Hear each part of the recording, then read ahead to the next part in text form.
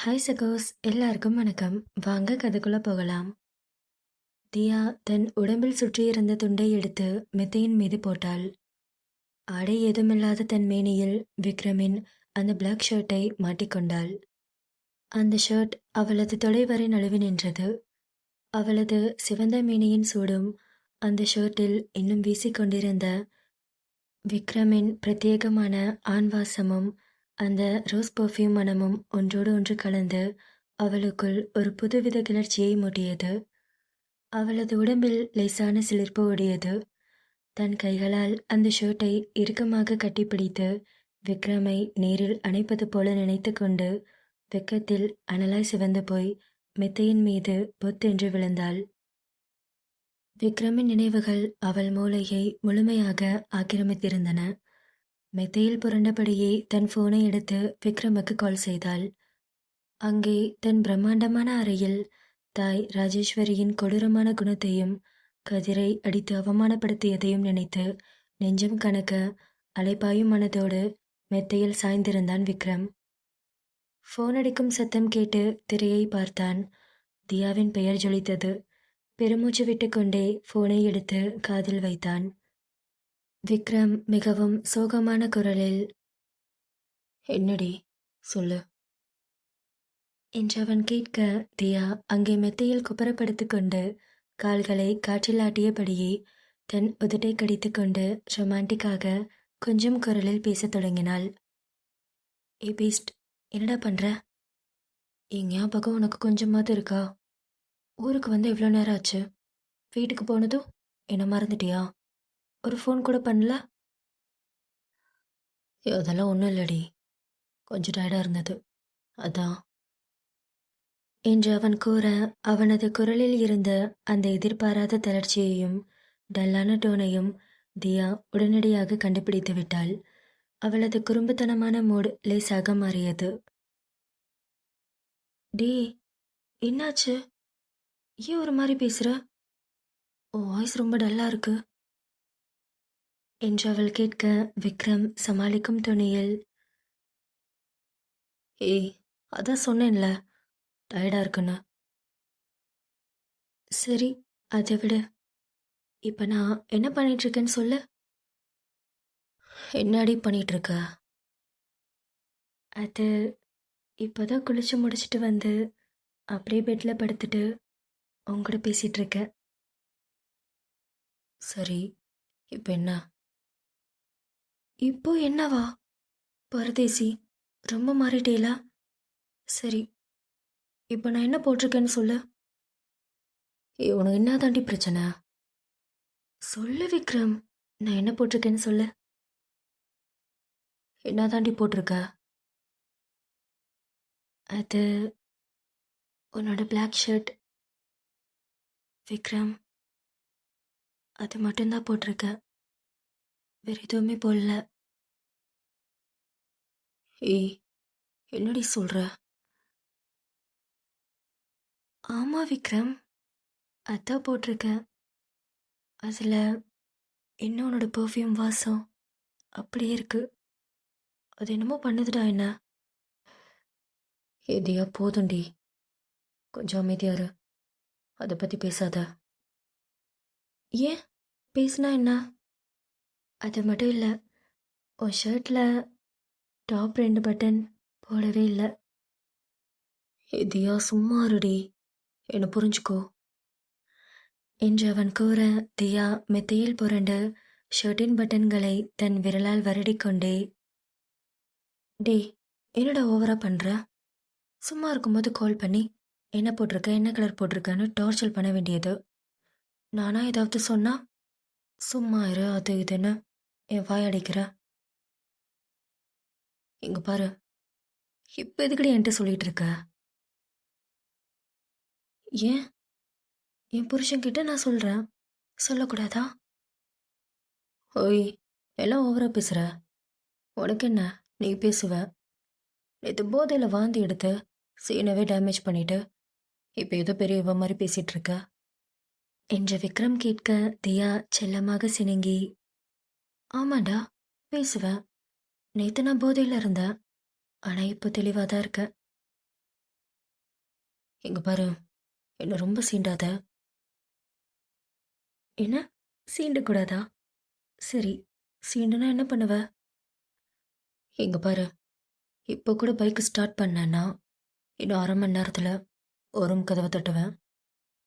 அப்ப இதே ஷர்ட்டோட வந்து கதவ தொற. இந்த விக்ரம் என்ன பண்ணுவான்னு அப்ப சொல்றேன். என்று விக்ரம் சொன்ன அந்த அனல் பறக்கும் வார்த்தைகளை கேட்டதும் தியாவிற்குள் உறைந்திருந்த அத்தனை வெக்கமும் ஒரே நொடியில் பொங்கி வழிந்தது. ஓ, வீட்டுக்கு வர அளவுக்கு சரக்கு தைரியம் வந்துருச்சா? சரி, வந்தா என்ன பண்ணுவ? என்று அவள் வம்பளக்க போனின் மறுமுனையில் விக்ரமிற்கு இரத்த ஓட்டம் எகிரியது. இங்க பாரு, என்ன ரொம்ப சோதிக்கிற. இப்போ மட்டும் உன் பக்கத்துல இருந்தேன். முதல்ல அந்த போனை தூக்கி வீசிட்டு, அப்புறம் உன் ஃபிங்கரால தடவிட்டு இருக்கே அந்த பட்டன்ஸ், அதெல்லாம் ஒன்றா கழட்ட மாட்டேன். மொத்தமா பிச்செறிஞ்சிருவேன். என்று அவன் கூற தியா தன் விழிகளை மூடிக்கொண்டு அவனது குரலில் தன்னை மறந்து தன் உதட்டை கடித்துக் கொண்டாள். அவளது அடிவயிற்றில் லேசான சிலிர்ப்பு அலை அலையாய் பரவியது. தியா மூச்சு வாங்க, என்னடா சொல்ற? உனக்கு பட்டன்ஸ் கலற்ற அளவுக்கு கூட பொறுமை கிடையாதா? சரி, அப்புறம் என்ன பண்ணுவ? உன்னோட உடம்ப மொத்தமா என் கையால அள்ளிப்பேன். நீ விக்ரம்னு என் பேரை சொல்லி கத்துற வரைக்கும் உன் கழுத்துல லைட்டா பைட் பண்ணி நிறைய கிஸ் பண்ணுவேன்.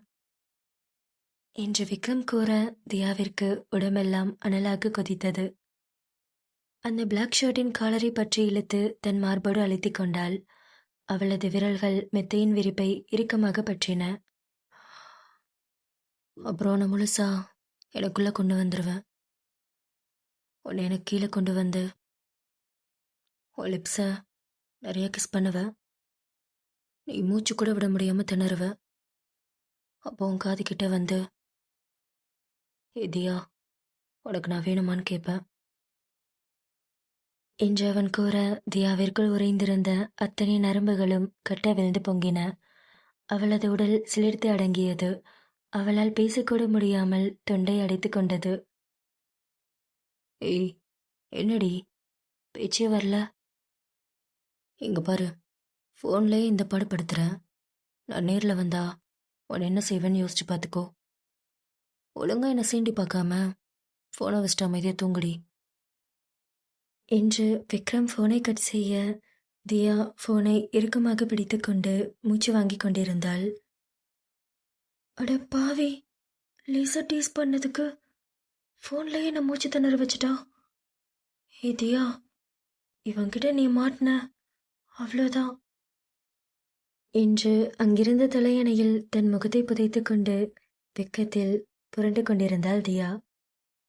அடுத்த நாள் காலை விக்ரமின் பிரம்மாண்டமான கார்ப்பரேட் ஆஃபீஸ். விக்ரம் வழக்கமாக ஆஃபீஸுக்குள் வரும்போது அவனது நடையில் ஒரு கெத்தும் கம்பீரமும், அவன் முகத்தில் ஒரு கம்பீரமான சிரிப்பும் இருக்கும். நியூயார்க்கில் கோடிக்கணக்கிலான பிரம்மாண்டமான கொலாபரேஷன் டீலை முடித்துவிட்டு வந்திருக்கும் இந்த தருணத்தில் அவன் முகத்தில் வெற்றி புன்னகை தாண்டவமாடும் என்று ஆஃபீஸ் ஊழியர்கள் அனைவரும் எதிர்பார்த்து காத்திருந்தனர். ஆனால் ஆஃபீஸ் கதவை திறந்து உள்ளே நுழைந்த விக்ரமின் முகத்தில் எல்லளவும் மகிழ்ச்சியோ அமைதியோ இல்லை. அவனது கண்கள் சிவந்து முகம் இறுகி அனல் பறக்கும் தீவிரத்தோடு இருந்தது. கையில் இருந்த கோப்புகளை டிஸ்க் மீது டமார் என்று வைத்துவிட்டு தன் பிரைவேட் கேபினுக்குள் சென்று அமர்ந்தான். நியூயார்க் டீல் ஜெயித்து வந்த சந்தோஷத்தை கொண்டாட ஆஃபீஸ் ஸ்டாஃப் தயார் செய்து வைத்திருந்த பொக்கேக்கள், கேக் எல்லாம் டேபிளின் மூலையில் அனாதையாக கிடந்தன. மேனேஜரும் மற்ற ஊழியர்களும் ஒருவரையொருவர் பயத்தோடு பார்த்து கொண்டனர். என்னப்பாச்சு சாருக்கு?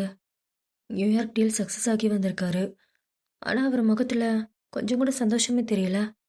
ஏதோ ரொம்ப டல்லாக இருக்காரே. ஆமாம் சார், கொஞ்சமாவது சந்தோஷம் இருக்கான்னு பாருங்க. வழக்கமாக சார்கிட்ட இருக்கிற அந்த கெத்தான சிரிப்பையே காணோம். எனக்கு என்னமோ அவரை பார்த்தாலே பயமாக இருக்கு. இன்னைக்கு யாரும் அவர்கிட்ட போக வேணாம், இல்லை மொத்த கோவத்தையும் நம்ம மேலே அடிச்சிருவாரு என்று ஊழியர்கள் ஒருவரை ஒருவர் பேசிக்கொண்டிருந்தனர்.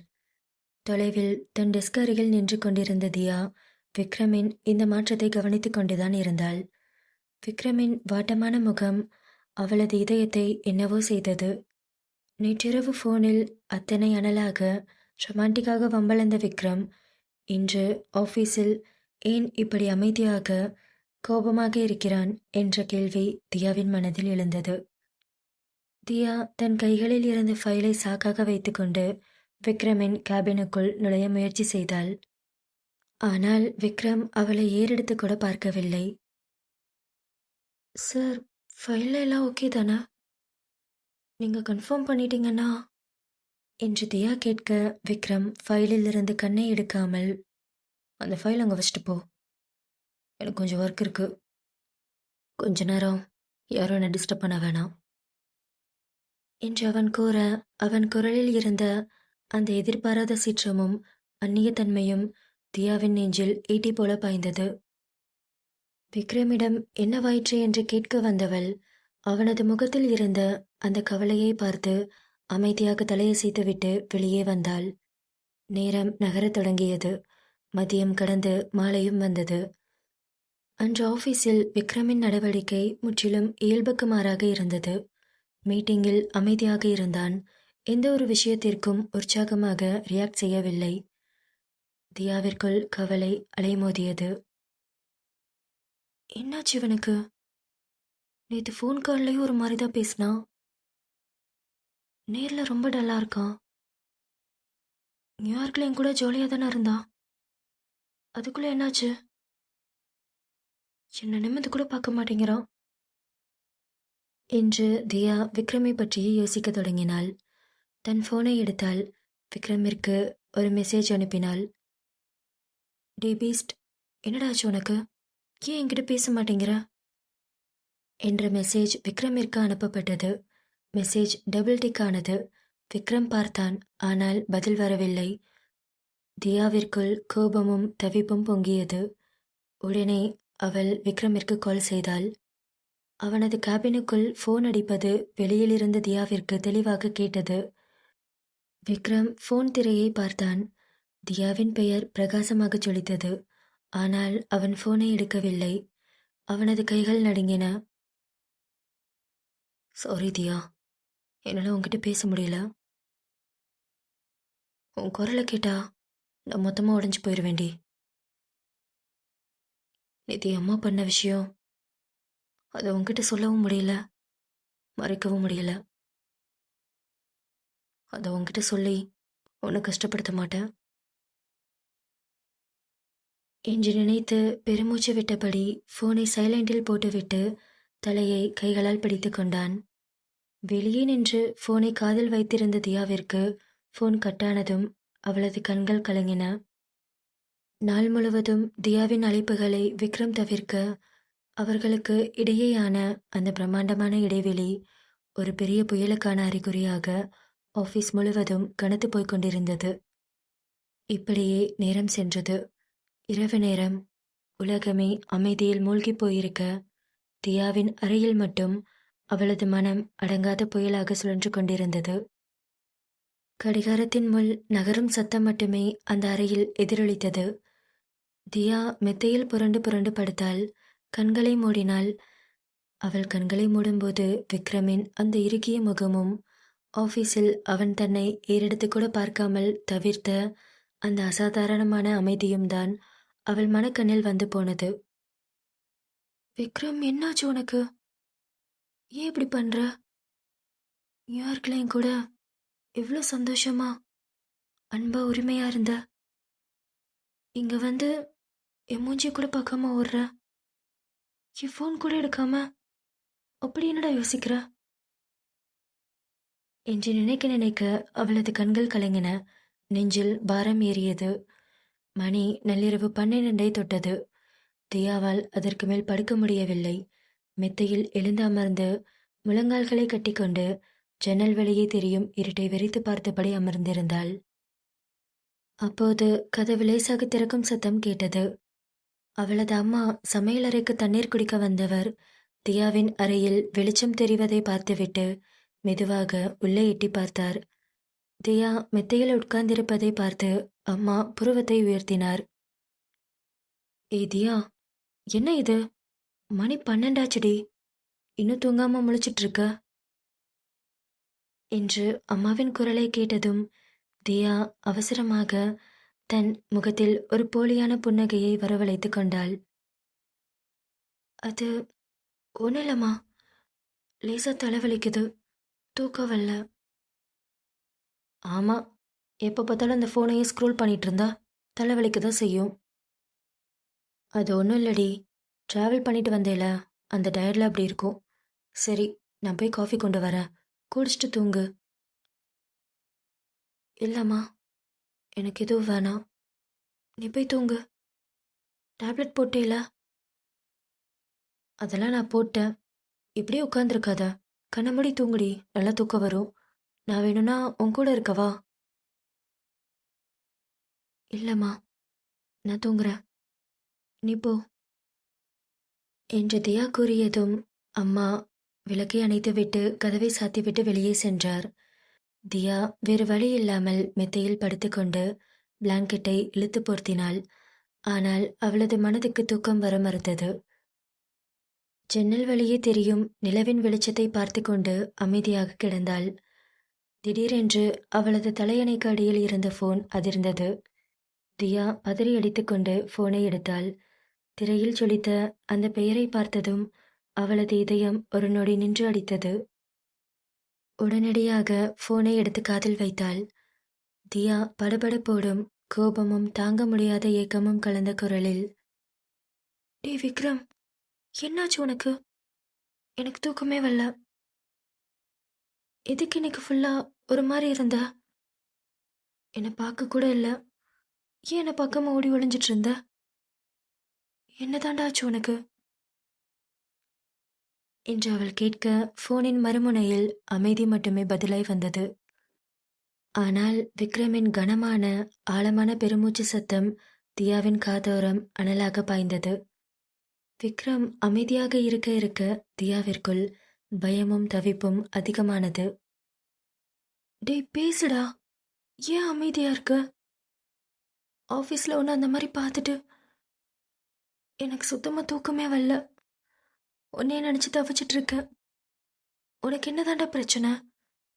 என்ன பிரச்சனைனாலும் என்கிட்ட சொல்ல மாட்டியா? ஏன்டா, ஏன் இப்படி சித்திரவதை பண்ற என்று அவள் கேட்க சிறிது நேர மௌனத்திற்கு பிறகு விக்ரமின் குரல் ஃபோனில் ஒலித்தது. எப்போதும் கம்பீரமாக அனல் பறக்கும் கெத்தோடு இருக்கும் அவன் குரல் இப்போது உடைந்து மிக தளர்ந்து கரகரப்பாக இருந்தது. தியா, எனக்கு உன்னை பார்க்கணும், இப்போவே என்று அவன் கேட்க தியா அதிர்ச்சியில் உறைந்து போனாள். விக்ரமின் அந்த ஒற்றை வார்த்தையில் இருந்த வலியும் அவனது குரலில் இருந்த தவிப்பும் அவளது இதயத்தை சுக்குநூறாக்கியது. தியா ஒன்றும் புரியாமல் பதற்றத்தோடு, என்னடா சொல்ற? இப்போ வா, என்னாச்சு உனக்கு? சரி பார்க்கலாம், நீ எங்க இருக்க? எங்கதாண்டி இருக்க? உன் பக்கத்துல என்று அவன் கூறியதும் ஃபோனை காதில் வைத்தபடியே அவசர அவசரமாக ஓடிப்போய் தன் அறையின் ஜன்னல் திரை சீலையை விலக்கி ஜன்னல் கதவை திறந்து வெளியே எட்டி பார்த்தாள். அங்கே தெருவிளக்கின் மெல்லிய வெளிச்சத்தில் தன் பிரம்மாண்டமான ஸ்போர்ட்ஸ் பைக்கில் அமர்ந்தபடி மேலே இருந்த அவளது ஜன்னலையே கண்கள் விரிக்க பார்த்து கொண்டிருந்தான் விக்ரம். அவனது கலைந்த கூந்தலும் வாடிய முகமும் அவனது மனதிற்குள் நடக்கும் பெரிய போரை அப்பட்டமாக காட்டின. அவனை அந்த நிலைமையில் பார்த்த அடுத்த நொடி தியாவிற்குள் இருந்த கோபம், வருத்தம் எல்லாம் பஞ்சாய் பறந்து போனது. அவள் இதழ்களில் கட்டுப்படுத்த முடியாத ஒரு மெல்லிய புன்னகை மலர்ந்தது. தியா எதுவும் யோசிக்காமல் அங்கிருந்து வேகமாக ஓடிச் சென்று படிக்கட்டுகளில் இறங்கி வீட்டின் பின் கதவை திறந்து அனல் பறக்கும் வேகத்தில் வெளியே ஓடினாள். தெருவில் நின்று கொண்டிருந்த விக்ரமின் அருகில் ஓடி வந்தவள் வேறு எதையும் யோசிக்கவில்லை. பாயும் நதியைப் போல சென்று அவனது அகன்ற மார்பில் தஞ்சமடைந்து அவன் கழுத்தை கெட்டியாக கட்டி அணைத்துக் கொண்டாள். விக்ரம் தன் ஃபோனை பாக்கெட்டில் போட்டுவிட்டு தன் 2 தடித்த கரங்களாலும் அவளது இடுப்பை சுற்றி வளைத்து தன்னோடு இறுக்கமாக அணைத்துக் கொண்டான். தியாவின் கூந்தலில் தன் முகத்தை புதைத்து ஆழமாக மூச்சை இழுத்து விட்டான். தியா அவன் சட்டையை பிடித்துக்கொண்டு லேசான பதற்றத்தோடு, டேய், நீ இப்ப இங்க வந்த? அம்மா யாராச்சும் பார்த்தா அவ்வளோதான், முத வா என்று சொல்லி அவன் கையை பிடித்து இழுத்துக்கொண்டு தெருவின் ஓரத்தில் இருந்த அந்த பெரிய மரத்தின் நிழல் படிந்த இருட்டான பகுதிக்கு சென்றாள். சுற்றிலும் மரத்தின் அடர்ந்த நிழல், அமைதியான நள்ளிரவு நேரம். தியா விக்ரமின் இரு கன்னங்களையும் தன் கரங்களால் தாங்கி பிடித்து அவனது கண்களை நேராக பார்த்தாள். அவனது விழிகளில் தெரிந்த பாரமும் கலக்கமும் அவளது இதயத்தை என்னவோ செய்தது. சொல்லு விக்ரம், என்னாச்சு உனக்கு? நியூயார்க்ல இருந்து வந்ததுல இருந்து ஒரு மாதிரி இருக்க. ஆஃபீஸ்ல என் முகத்தை கூட பார்க்காம ஓடுன. என்னடா பிரச்சனை? என்கிட்ட சொல்ல மாட்டியா? அம்மா ஏதாச்சும் சொன்னாங்களா என்று தியா கேட்க, விக்ரம் என்ன சொல்வது என்று தெரியாமல் தவித்தான். தன் தாய் ராஜேஸ்வரியின் கொடூரமான பணத்திமிரும் ஏழைகள் மீதான அவளது அருவருப்பான குணமும் விக்ரமின் மூளையை உலுக்கியது. இதை தியாவிடம் சொல்லி அவளை சங்கடப்படுத்த வேண்டாம் என்று விக்ரம் நினைத்தான். அதெல்லாம் ஒன்றும் இல்லடி. ஏன் தெரியல, ஏதோ மனசெல்லாம் ஒரு மாதிரி பாரமா இருக்கு. எனக்கு எனக்கு ஏதோ பயமா இருக்குடி என்று விக்ரம் கூற, தியாவின் நெஞ்சம் சுக்குநூறாக உடைந்தது. எப்போதும் சிங்கமாக வலம் வரும் தன் விக்ரம் இன்று அவன் வாயிலிருந்து பயமாயிருக்கிறது என்ற வார்த்தை, அவளால் அதை தாங்கிக் கொள்ள முடியவில்லை. தியா எதுவும் யோசிக்கவில்லை, எந்த கேள்வியும் கேட்கவில்லை. அவனை அப்படியே தன் நெஞ்சோடு சேர்த்து இறுக்கமாக அணைத்து கொண்டாள். அவனது தலையை தன் மார்பில் சாய்த்து தன் விரல்களால் அவன் கூந்தலை கோதிவிட்டாள். விக்ரம் அப்படியே ஒரு சின்னஞ்சிறு குழந்தை போல மாறினான். தன் இரு கைகளாலும் தியாவின் இடுப்பை மிகவும் இறுக்கமாக கட்டியணைத்து அவளது வயிற்றிலும் நெஞ்சிலும் தன் முகத்தை புதைத்து கொண்டான். அவனது சூடான மூச்சுக்காற்று தியாவின் உடம்பை ஊடுருவியது. தன் தாயின் மடியில் கூட கிடைக்காத ஒரு பெரிய பாதுகாப்பும் நிம்மதியும் தியாவின் இந்த அணைப்பில் அவனுக்கு கிடைத்தது. தியா அவன் தலையை தன் நெஞ்சோடு அழுத்திக் கொண்டு அவன் காதோரம் மென்மையாக, ஹே ஹே பீஸ்ட், என்னடாச்சு உனக்கு? குழந்தையாட்டம் உனக்கு என்ன பயம்? இங்க பாரு, இந்த உலகத்துல என்ன நடந்தாலும், யார் எதிர்த்து நின்னாலும் நான் உன் கூடவே இருப்பேன்டா. உன் தியா உன் கூட இருக்கும்போது நீ ஏன் பயப்படுற என்று தியா கூற, விக்ரம் அவளது இடுப்பில் தன் பிடியை இன்னும் இறுக்கினான். தியா அவன் நெற்றியில் தன் இதழ்களை அழுத்தி ஆழமாக முத்தமிட்டாள். இங்க பாரு, உன் மனசுல என்ன கவலை இருந்தாலும் சரி, நம்ம 2 பேரும் அதை சேர்ந்து பார்த்துக்கலாம். நீ இப்படி இருக்கிறத என்னால பார்க்க முடியல. டேய், நீ யாரு விக்ரம்? எதுக்கு நீ பயப்படுற? எவ்வளோ பெரிய பிரச்சனையும் அசால்ட்டா ஹேண்டில் பண்ணுவியே. இங்க பாரு, எனக்கு என் பழைய விக்ரம் வேணும். நான் உன் கூட இருக்கேன், புரிஞ்சுதா? லைஃப்ல என்ன பிரச்சனைனாலும் நம்ம 2 பேரும் சேர்ந்து சால்வ் பண்ணலாம் என்று தியா சொன்ன அந்த வார்த்தையும் அவளது பரிசுத்தமான அணைப்பும் விக்ரமிற்குள் இருந்த அத்தனை பயத்தையும் பாரத்தையும் அப்படியே கரைத்து ஓட செய்தது. அவனது உடம்பில் இருந்த விரைப்புத்தன்மை மறைந்து அவன் இயல்பு நிலைக்கு வந்தான். தியாவின் இடுப்பில் இருந்த தன் பிடியை லேசாக தளர்த்தி அவள் மார்பில் இருந்து தன் முகத்தை மெதுவாக உயர்த்தினான். அவனது கண்கள் இப்போது பயத்தில் இல்லை, தியாவின் மீதான அளவற்ற காதலில் ஜொலித்துக் கொண்டிருந்தன. விக்ரம் தன் இதழ்களில் ஒரு மெல்லிய சிரிப்போடு, ஆமாண்டி, நீ என் கூட இருக்கும்போது எனக்கு என்ன பயம்? இதே மாதிரி நீ என் கூட இருக்கணும், அதான் எனக்கு வேணும். அதுக்கு நடுவில் யார் வந்தாலும் பார்த்துக்கலாம் என்று விக்ரம் கூறினான். விக்ரம் இயல்பு நிலைக்கு வந்ததை பார்த்ததும் தியாவிற்குள் ஒரு பெரிய நிம்மதி பெருமூச்சு வந்தது. விக்ரம் தியாவின் கன்னங்களை தன் இரு கைகளாலும் மென்மையாக தடவி கொடுத்தான். அவனது கண்களில் இருந்த பாரமெல்லாம் விலகி தியாவின் மீதான காதல் திரும்பியிருந்தது. இப்போதாண்டி மனசு லேசா இருக்கு.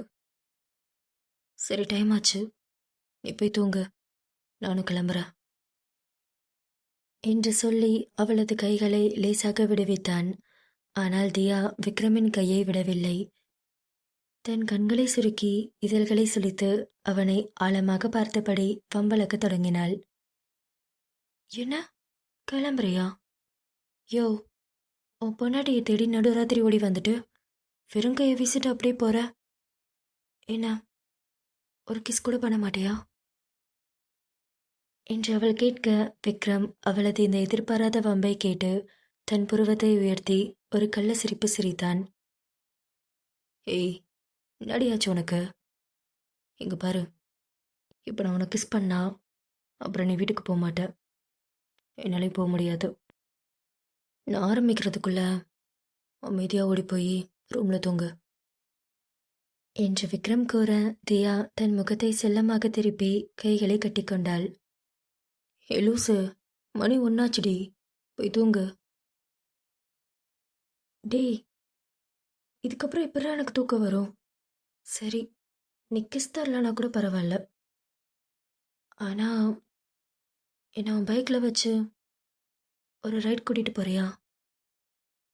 நம்ம 2 பேரும் இந்த மாதிரி பைக்கில் போய் ரொம்ப நாள் ஆச்சுல்ல, ப்ளீஸ் என்று தியா கேட்க, விக்ரம் தெருவின் அமைதியையும் நள்ளிரவு நேரத்தையும் ஒரு நொடி யோசித்து பார்த்தான். பிறகு தன் பைக்கை பார்த்துவிட்டு தியாவை திரும்பி பார்த்தான்.